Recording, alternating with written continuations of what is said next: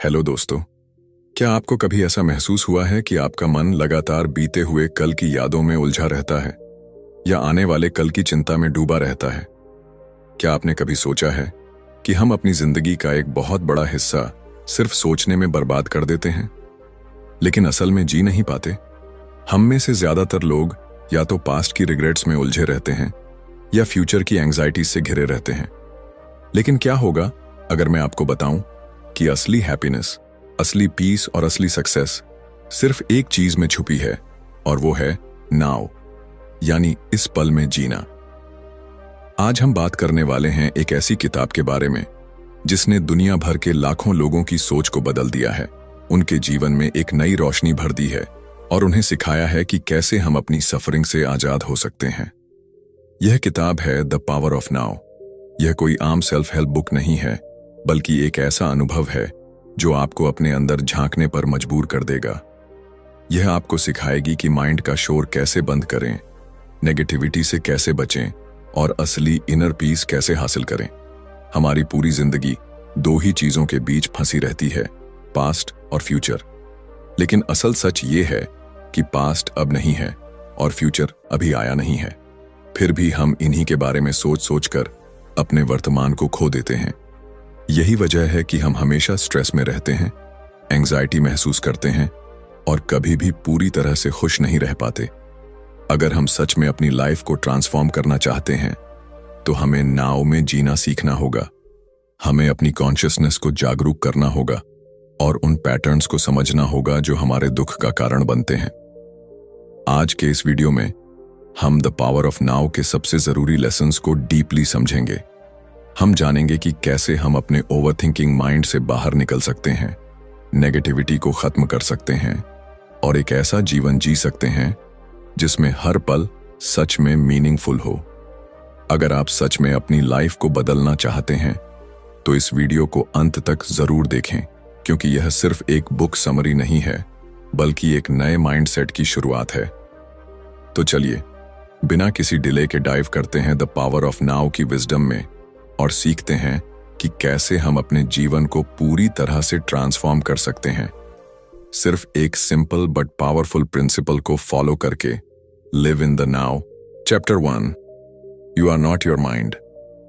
क्या आपने कभी अपने माइंड को ऑब्जर्व किया है? वो नॉन स्टॉप चलता रहता है, बिना रुके। एक थॉट खत्म नहीं होता कि दूसरा शुरू हो जाता है। कभी कभी हम बेवजह ही परेशान हो जाते हैं, कभी किसी बीती हुई बात को लेकर दुखी हो जाते हैं, तो कभी आने वाले कल की चिंता में उलझे रहते हैं।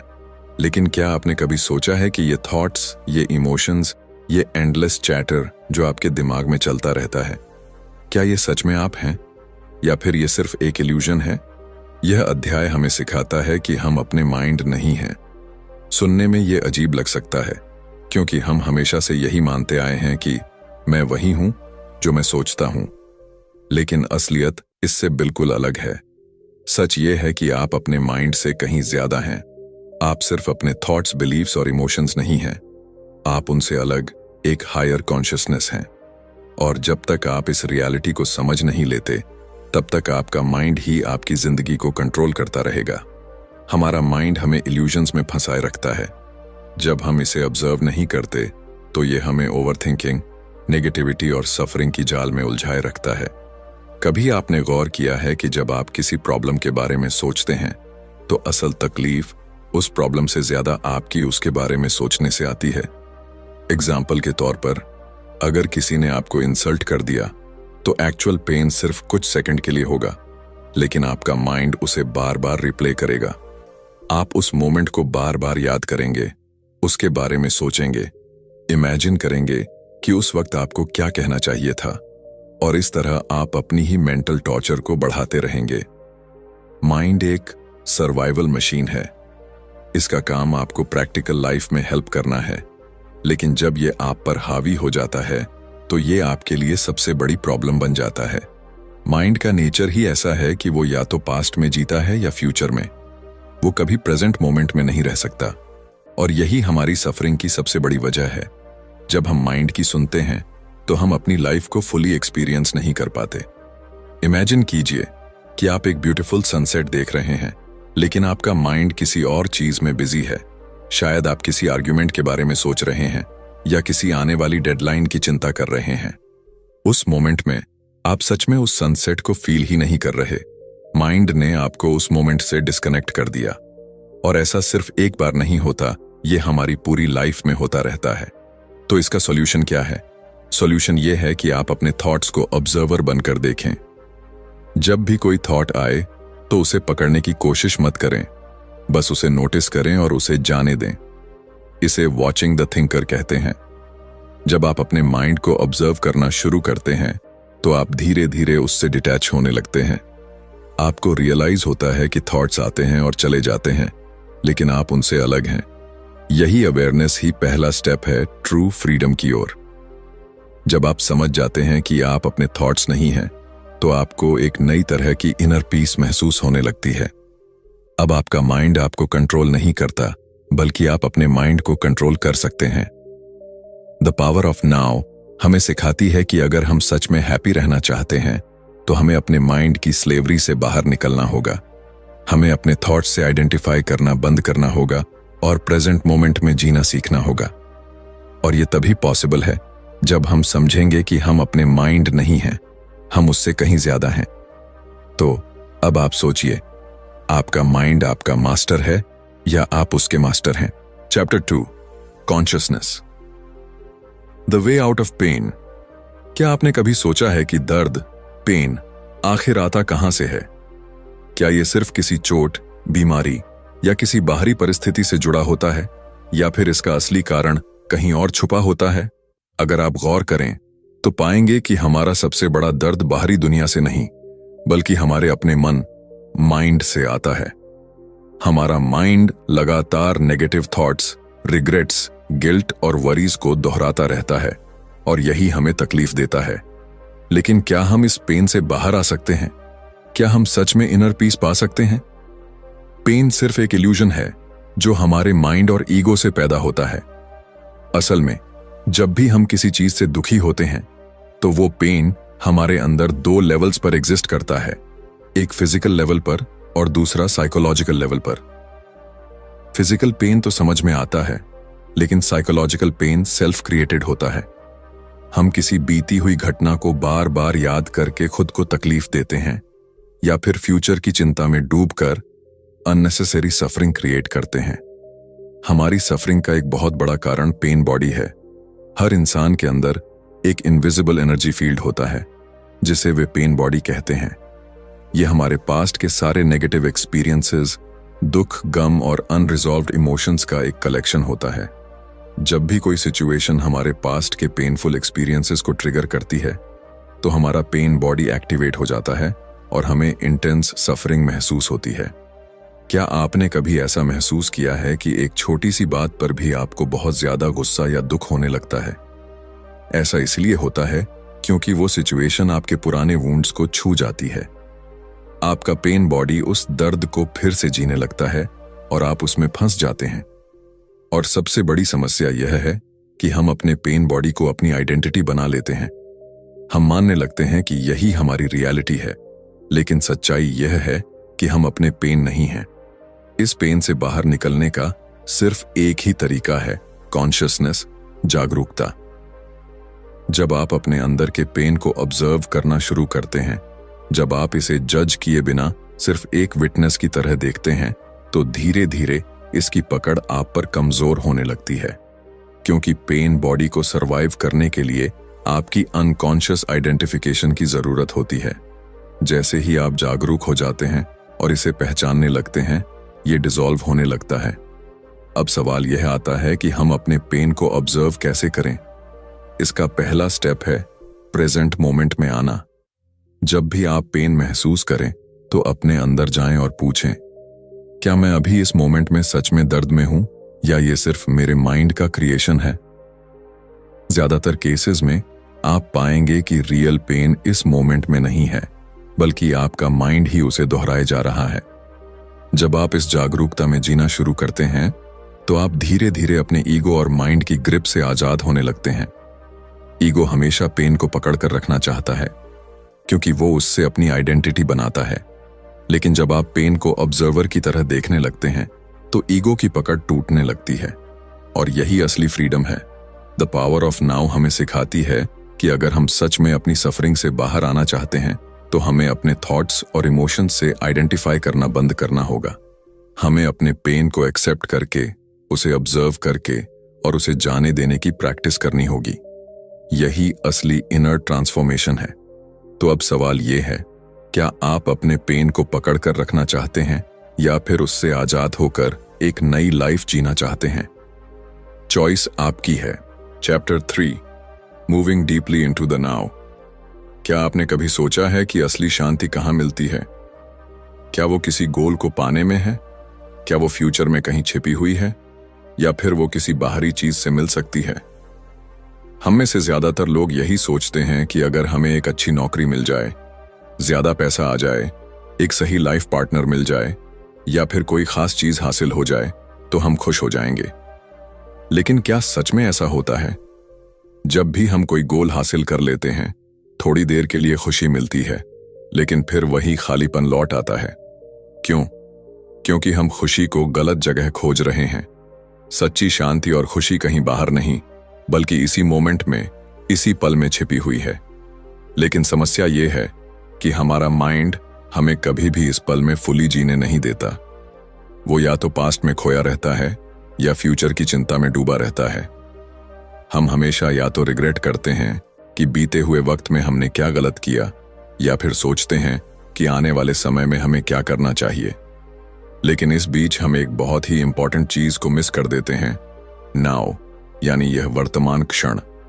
क्या आपने कभी देखा है कि जब आप किसी चीज को डीपली एंजॉय कर रहे होते हैं, जैसे किसी खूबसूरत सनसेट को देखना, किसी प्यारी सी धुन को सुनना या किसी बच्चे को खेलते हुए देखना, तो उस मोमेंट में कोई प्रॉब्लम नहीं होती? क्यों? क्योंकि उस पल में आप पूरी तरह से प्रेजेंट होते हैं। लेकिन जैसे ही आपका माइंड किसी और चीज की तरफ भागता है, फ्यूचर की टेंशन या पास्ट के रिग्रेट्स की तरफ, तो सडनली आपकी पीस गायब हो जाती है। यही प्रॉब्लम है। हम अपनी पूरी जिंदगी नेक्स्ट मोमेंट के इंतजार में बिता देते हैं। हम सोचते हैं कि बस ये काम खत्म हो जाए, फिर मैं रिलैक्स करूंगा। बस थोड़े और पैसे आ जाएं, फिर मैं खुश रहूंगा। बस ये इश्यू सॉल्व हो जाए, फिर मैं शांत महसूस करूंगा। लेकिन सच्चाई ये है कि वो फिर कभी आता ही नहीं। जब एक प्रॉब्लम खत्म होती है तो दूसरी शुरू हो जाती है, और इसी साइकिल में हमारी पूरी जिंदगी निकल जाती है। इस साइकिल को तोड़ने का एक ही तरीका है, डीपली इनटू द नाउ चले जाओ। इसका मतलब यह नहीं कि आप अपने गोल्स को भूल जाएं या फ्यूचर की प्लानिंग न करें। इसका मतलब सिर्फ इतना है कि आप इस पल में पूरी तरह से मौजूद रहें। जब आप किसी काम को करें तो सिर्फ उसी पर ध्यान दें। जब आप किसी से बात करें तो पूरे अवेयरनेस के साथ करें। जब आप किसी चीज को फील करें तो पूरी इंटेंसिटी के साथ करें। जब आप इस तरह से जीते हैं तो आपको एक अलग ही लेवल की इनर पीस महसूस होती है। लेकिन यह इतना आसान नहीं है, क्योंकि हमारा माइंड हर वक्त हमें खींचकर बाहर ले जाने की कोशिश करता है, कभी पास्ट की तरफ, कभी फ्यूचर की तरफ। तो इसका सॉल्यूशन क्या है? सॉल्यूशन यह है कि अपने माइंड को ऑब्जर्व करना शुरू करें। जब भी कोई थॉट आए तो उसे पकड़ने की कोशिश मत करें, बस उसे नोटिस करें और उसे जाने दें।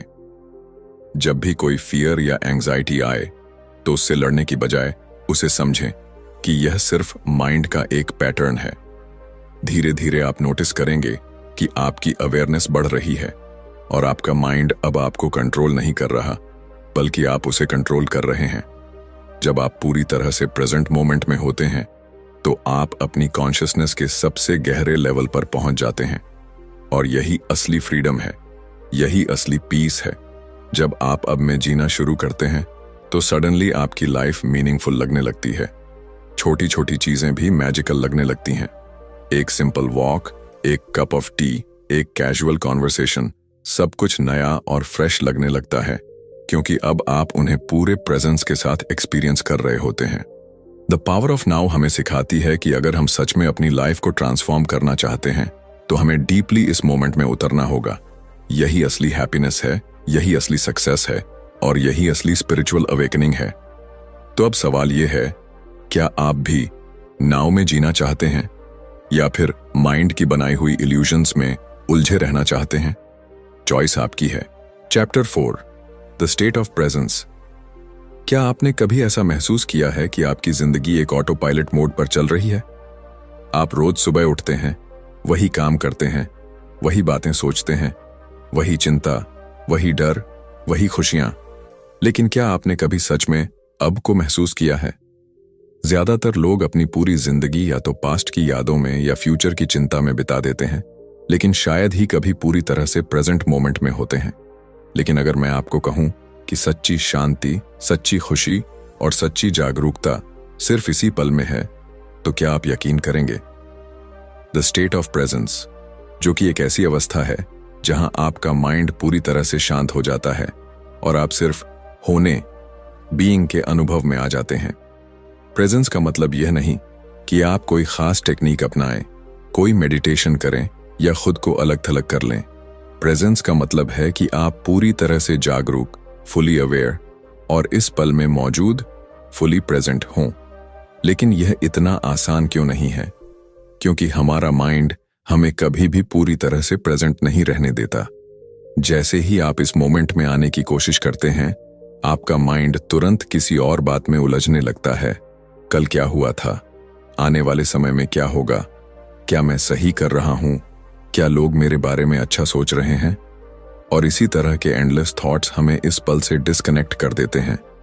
लेकिन अगर आप इसे समझ लें, तो आप देखेंगे कि माइंड सिर्फ एक टूल है जिसे सही तरीके से इस्तेमाल किया जाना चाहिए, ना कि वो चीज जो आपको कंट्रोल करे। जब आप प्रेजेंस में होते हैं तो आप एक अलग ही एनर्जी महसूस करते हैं। आप सडनली अपने अंदर की शांति को रिकॉग्नाइज करने लगते हैं। आप हर चीज को क्लैरिटी के साथ देखने लगते हैं। आपका ईगो, जो हमेशा आपको अतीत के दुखों और भविष्य की चिंताओं में उलझा कर रखता है, वो कमजोर होने लगता है। और जब ईगो कमजोर होता है तो आपकी असली शक्ति, ट्रू पावर, जाग जाती है। क्या आपने कभी गौर किया है कि जब आप किसी ऐसी चीज में पूरी तरह से डूब जाते हैं जिसे आप पसंद करते हैं, जैसे म्यूजिक सुनना, पेंटिंग करना, डांस करना या कोई खेल खेलना, तो उस वक्त आपका माइंड पूरी तरह से शांत हो जाता है। आप ना तो पास्ट के बारे में सोचते हैं, ना फ्यूचर के बारे में। आप सिर्फ उस मोमेंट में होते हैं। यही होता है द स्टेट ऑफ प्रेजेंस। अगर हम अपनी पूरी जिंदगी इसी स्टेट में जीना सीख लें, तो हमारी सफरिंग हमेशा के लिए खत्म हो सकती है। लेकिन इस स्टेट में पहुंचना आसान नहीं है, क्योंकि हमारा माइंड बार बार हमें खींचकर बाहर निकालने की कोशिश करता है। जब भी आप किसी सिचुएशन में होते हैं, आपका माइंड उसे जज करना शुरू कर देता है। ये अच्छा है या बुरा? मुझे ये पसंद है या नहीं? क्या ये चीज मुझे फ्यूचर में हैप्पीनेस देगी? लेकिन प्रेजेंस में रहने का मतलब है कि आप इन जजमेंट्स को छोड़ दें और हर चीज को बस वैसे ही ऑब्जर्व करें जैसी वो है, बिना किसी लेबल, बिना किसी एक्सपेक्टेशन के। जब आप प्रेजेंस में होते हैं तो आपकी जिंदगी एक नए पर्सपेक्टिव से खुलने लगती है। आप छोटी छोटी चीजों में भी खुशी महसूस करने लगते हैं। एक सिंपल वॉक, एक कप ऑफ टी, हवा की हल्की सी सरसराहट, हर चीज सडनली मीनिंगफुल लगने लगती है, क्योंकि अब आप उन्हें पूरी तरह से एक्सपीरियंस कर रहे होते हैं। आप दूसरों से भी एक नए तरीके से जुड़ने लगते हैं, क्योंकि अब आप उनके साथ सिर्फ बॉडी और माइंड के लेवल पर नहीं, बल्कि एक डीपर कॉन्शियसनेस के लेवल पर कनेक्ट करने लगते हैं। जब आप प्रेजेंस में आ जाते हैं तो फियर, एंजाइटी और स्ट्रेस ऑटोमेटिकली खत्म होने लगते हैं, क्योंकि ये सारी नेगेटिव इमोशंस सिर्फ पास्ट और फ्यूचर से जुड़ी होती हैं। अगर ऐसा हो गया तो? अगर वैसा ना हुआ तो? लेकिन जब आप पूरी तरह से इस मोमेंट में होते हैं तो डर और चिंता की कोई जगह नहीं बचती। तब सिर्फ शुद्ध शांति, प्योर पीस और आनंद, प्योर जॉय बचता है। द पावर ऑफ नाउ हमें सिखाती है कि द स्टेट ऑफ प्रेजेंस कोई लक्ष्य, गोल नहीं है जिसे हमें फ्यूचर में हासिल करना है, बल्कि यह वही चीज है जो इस पल में हमारे सामने उपलब्ध है। लेकिन इसे देखने और महसूस करने के लिए हमें अपने माइंड की इल्यूजन से बाहर आना होगा। जब आप इस पल को पूरी तरह से स्वीकार करना और जीना सीख जाते हैं, तो सडनली आपकी पूरी जिंदगी ट्रांसफॉर्म हो जाती है। तो अब सवाल यह है, क्या आप भी इस पल में जीने के लिए तैयार हैं? या फिर आप अभी भी पास्ट की शैडोज और फ्यूचर की वरीज में उलझे रहना चाहते हैं? चॉइस आपकी है। Chapter 5 enlightened relationships. क्या आपने कभी सोचा है कि रिलेशनशिप्स में इतनी तकलीफ क्यों होती है? जो इंसान कभी हमारी सबसे बड़ी खुशी का कारण था, वही हमें सबसे ज्यादा दुखी क्यों कर देता है? प्यार, जो सबसे खूबसूरत एहसास होता है, वो अक्सर दर्द और कॉन्फ्लिक्ट में क्यों बदल जाता है? हम जिससे सबसे ज्यादा प्यार करते हैं, उसी के साथ सबसे ज्यादा आर्ग्यूमेंट्स और मिसअंडरस्टैंडिंग्स क्यों होते हैं? इन सवालों के जवाब ढूंढने के लिए हमें सबसे पहले ये समझना होगा कि हम अपने रिलेशनशिप्स को कैसे देखते हैं और उनसे क्या उम्मीदें रखते हैं। ज्यादातर रिलेशनशिप्स अनकॉन्शियस माइंड पैटर्न्स और ईगो बेस्ड डिजायर्स से चलती हैं। जब हम किसी से प्यार करते हैं तो अक्सर हम सोचते हैं कि वो इंसान हमारी खुशी, हमारी सिक्योरिटी और हमारी लाइफ का पर्पस पूरा करेगा। लेकिन यही सोच डिपेंडेंसी और अटैचमेंट को जन्म देती है। जब हम किसी और इंसान को अपनी हैप्पीनेस का सोर्स बना लेते हैं तो हम अपने अंदर एक अधूरेपन, इनकम्प्लीटनेस की भावना पैदा कर लेते हैं। और जब वो इंसान हमारी उम्मीदों पर खरा नहीं उतरता तो हमें दुख और गुस्सा महसूस होने लगता है। अगर हम अपने रिलेशनशिप्स को ऑब्जर्व करें तो हम देखेंगे कि ज्यादातर कॉन्फ्लिक्ट्स एक्सपेक्टेशंस, इनसिक्योरिटीज और ईगो क्लैशेस की वजह से होते हैं। हमारा माइंड हर वक्त किसी ना किसी तरह की अप्रूवल, अटेंशन और वैलिडेशन चाहता है। जब हमें वो नहीं मिलता तो हम गुस्सा, नाराजगी या दर्द महसूस करने लगते हैं। लेकिन असली सवाल यह है, क्या हम सच में प्यार कर रहे हैं या सिर्फ अपने ईगो की जरूरतों को पूरा करने की कोशिश कर रहे हैं? सच्चा प्यार तब संभव है जब आप पूरी तरह से प्रेजेंट मोमेंट में रहते हैं और अपने पार्टनर को बिना किसी कंडीशन के एक्सेप्ट करते हैं। लेकिन समस्या यह है कि हमारा माइंड हमेशा पास्ट की यादों और फ्यूचर की एंग्जाइटीज में उलझा रहता है। हम अपने पार्टनर को वैसे नहीं देखते जैसे वो हैं, बल्कि अपनी पास्ट एक्सपीरियंसेस, फियर्स और एक्सपेक्टेशंस के लेंस से देखते हैं, और यही हमारी सफरिंग का कारण बनता है। एनलाइटेंड रिलेशनशिप्स का मतलब है कि आप अपने रिलेशनशिप में जागरूकता, अवेयरनेस लाएं। जब आप अपने पार्टनर से बात कर रहे हों तो पूरी तरह से प्रेजेंट रहें, बिना किसी जजमेंट के, बिना किसी एक्सपेक्टेशन के, बस उनकी एनर्जी को महसूस करें। जब कोई कॉन्फ्लिक्ट हो तो रिएक्ट करने से पहले खुद से पूछें, क्या ये सच में मेरा गुस्सा है या मेरे ईगो की डिफेंस मैकेनिज्म? जैसे ही आप अपने इमोशंस को ऑब्जर्व करना शुरू करते हैं, आप धीरे धीरे उनके कंट्रोल से बाहर निकलने लगते हैं। अधिकांश रिलेशनशिप्स लव और पेन का एक साइकिल होती है। पहले सब कुछ परफेक्ट लगता है, लेकिन फिर धीरे धीरे एक्सपेक्टेशंस और ईगो इंटरफियर करने लगते हैं। लेकिन अगर आप फुली प्रेजेंट रहते हैं तो आप इस पैटर्न को तोड़ सकते हैं। जब आप अपने पार्टनर से बात करते हैं तो सिर्फ वर्ड्स पर ध्यान मत दें, उनकी भावनाओं को महसूस करें, उनकी एनर्जी को ऑब्जर्व करें। एक रियल रिलेशनशिप दो माइंड्स के बीच नहीं, बल्कि दो सोल्स के बीच होती है। द पावर ऑफ नाउ हमें सिखाती है कि जब तक हम अपने ईगो ड्रिवन लव से बाहर नहीं आते, तब तक हम सच्चे प्यार का अनुभव नहीं कर सकते। प्यार पॉसेसिवनेस या डिपेंडेंसी नहीं है, बल्कि प्योर प्रेजेंस और एक्सेप्टेंस है। जब आप अपने पार्टनर को पूरी तरह से एक्सेप्ट करना सीख जाते हैं, बिना उन्हें बदले, बिना उन पर कंट्रोल रखने की कोशिश किए, तभी आपका रिलेशनशिप ट्रूली एनलाइटेंड बन सकता है। तो अब सवाल यह है, क्या आप भी अपने रिलेशनशिप्स को हायर कॉन्शियसनेस तक ले जाना चाहते हैं, या फिर वही पुराना ईगो बेस्ड साइकिल दोहराते रहना चाहते हैं? चॉइस आपकी है। Chapter 6 the meaning of surrender. क्या आपने कभी सोचा है कि जिंदगी में सबसे ज्यादा तकलीफ तब होती है जब हम किसी चीज से लड़ रहे होते हैं, जब चीजें हमारे अकॉर्डिंग नहीं चलती, जब हालात हमारे कंट्रोल में नहीं होते, जब किसी चीज को बदलना हमारे बस में नहीं होता, तब हम अंदर ही अंदर घुटने लगते हैं। हमारा माइंड हर वक्त इस कोशिश में लगा रहता है कि वो सब कुछ कंट्रोल कर सके, लेकिन जब वो ऐसा नहीं कर पाता तो हम दुखी हो जाते हैं, परेशान हो जाते हैं। लेकिन क्या होगा अगर मैं कहूं कि जिंदगी से लड़ने की जरूरत ही नहीं है? अगर मैं कहूं कि सच्ची शांति तब मिलती है जब हम सरेंडर करना सीख जाते हैं। सच्चा सरेंडर यानी आत्मसमर्पण, हार मानना नहीं है, बल्कि जिंदगी को वैसे ही एक्सेप्ट करना है जैसी वो इस मोमेंट में है। हम अक्सर सरेंडर का मतलब गलत समझ लेते हैं। हमें लगता है कि सरेंडर करने का मतलब है कि हम अपनी इच्छाओं, अपने गोल्स या अपनी मेहनत को छोड़ दें। लेकिन असलियत में सरेंडर का मतलब है उस रेजिस्टेंस को छोड़ देना जो हमें इस मोमेंट के खिलाफ लड़ने पर मजबूर करता है। जब हम किसी सिचुएशन को पूरी तरह से एक्सेप्ट करते हैं, बिना उससे भागे, बिना उसे बदले की कोशिश किए, तो हम एक गहरे इनर पीस में आ जाते हैं।